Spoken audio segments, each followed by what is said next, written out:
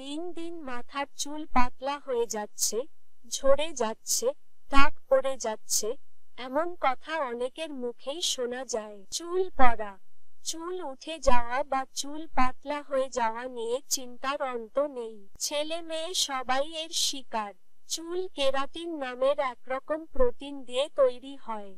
চুলে ৯৭ ভাগ প্রোটিন ও ৩ ভাগ পানি রয়েছে। চুলের যেটুকু আমরা দেখি সেটি মৃত কোষ, কারণ এতে অনুভূতিশীল কোনো কোষ নেই। চুল প্রতি মাসে আধা ইঞ্চি করে বড় হয়। স্বাভাবিকভাবে একটি চুল ২ থেকে ৪ বছর পর্যন্ত বড় হতে থাকে। এরপর বৃদ্ধি কমে যায়। গ্রীষ্মকালে চুল দ্রুত বড় হয় কিন্তু শীতকালে কম বড় হয়।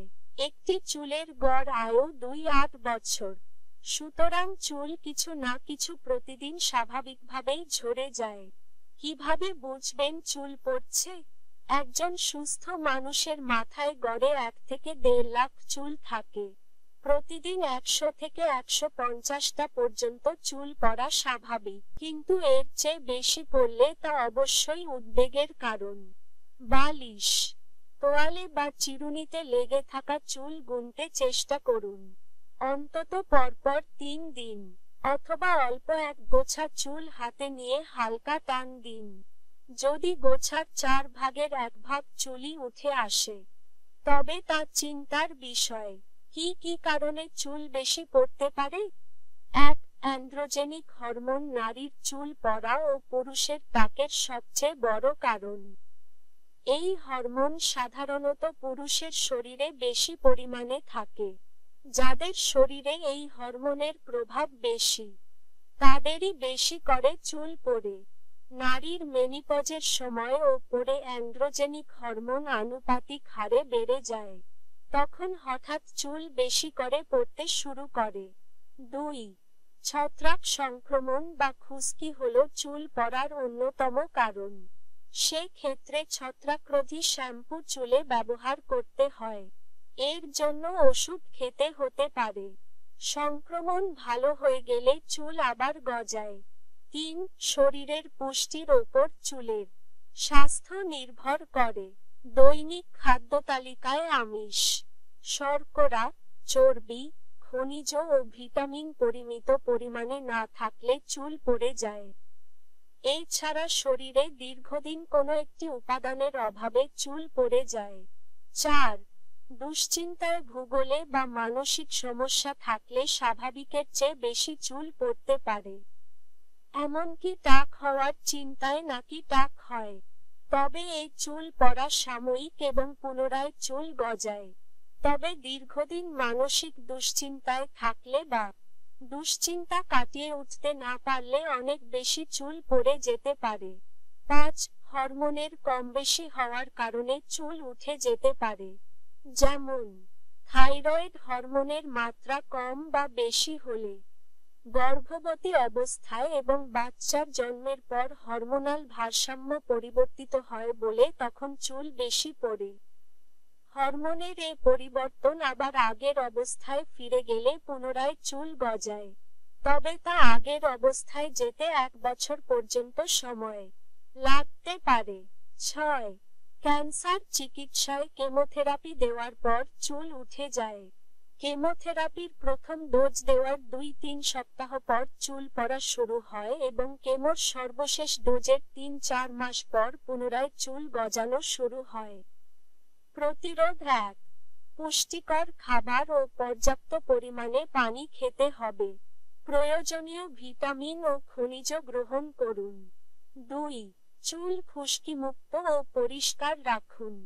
৩. দুশ্চিন্তামুক্ত জীবন যাপন করতে হবে। ৪.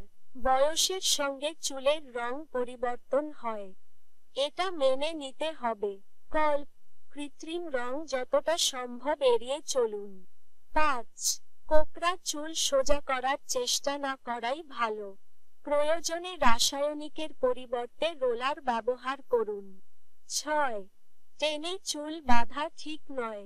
আস্তে চুল আঁচড়াবেন এবং ভেজা চুল বেশি আঁচড়াবেন না। নরম থাকতে চুল ঠিক করুন। ব্রাশের চেয়ে দাঁতওয়ালা চিরুনি ব্যবহার করা ভালো। 7. চুলের ধরন বুঝে শ্যাম্পু ব্যবহার করবেন।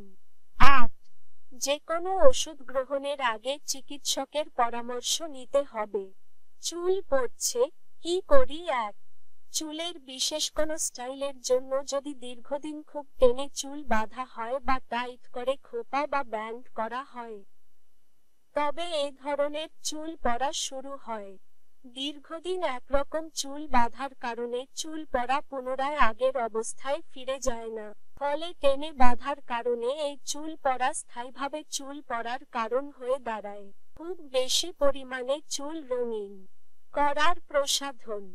চুল সোজা করা বা ক্রমাগত রিবন্ডিং করলে চুল পড়ার হার বেড়ে যায়। কিছু ক্ষেত্রে আবার চুল ওঠে, কিন্তু অনেক সময় হেয়ার ফলিকলের, যে গ্রন্থি থেকে চুল হয়, স্থায়ী ক্ষতি হয়ে গেলে চুল আবার নাও গজাতে পারে। 2. কিছু অসুখে যেমন anaemia, typhoid, jaundice, malaria, diabetes ইত্যাদিতে চুল পড়ে যেতে পারে। অনেক সময় অসুখ ভালো হওয়ার পরও চুল আর আগের অবস্থায় ফিরে যায় না। 3. শরীরে বড় কোনো অস্ত্রোপচার বা অপারেশনের পর বিভিন্ন ওষুধ প্রয়োগ। শারীরিক পরিবর্তন অথবা মানসিক উদ্বেগের কারণে অনেক সময় চুল পড়ে যেতে পারে।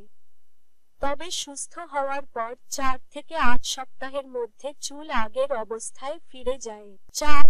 কোনো ওষুধের পার্শ্ব প্রতিক্রিয়ায় চুল পড়তে পারে, যেমন জন্ম নিয়ন্ত্রণের বড়ি, প্রেসারের ওষুধ, রক্ত তরলীকরণের ওষুধ, হরমোন, মানসিক অসুস্থতার ওষুধ ইত্যাদি। 5. টাক পড়ার ক্ষেত্রে বংশগত কারণও থাকতে পারে। প্রতিরোধের সঠিক উপায়গুলো জানা থাকলে আমরা সহজেই চুল পড়া রোধ করতে পারি। এতে কাজ না হলে চিকিৎসকের পরামর্শ নিতে হবে। চিকিৎসা বেশিরভাগ চিকিৎসায় কিছুটা উন্নতি হলেও একেবারে আগের অবস্থায় ফিরিয়ে আনা সম্ভব নয়। 2-5% মিনস্কিডিল ব্যবহার করে বেশ উপকার পাওয়া যায়। ইদানিং চুল প্রতিস্থাপন করা হয়, কিন্তু এটি ব্যয়বহুল।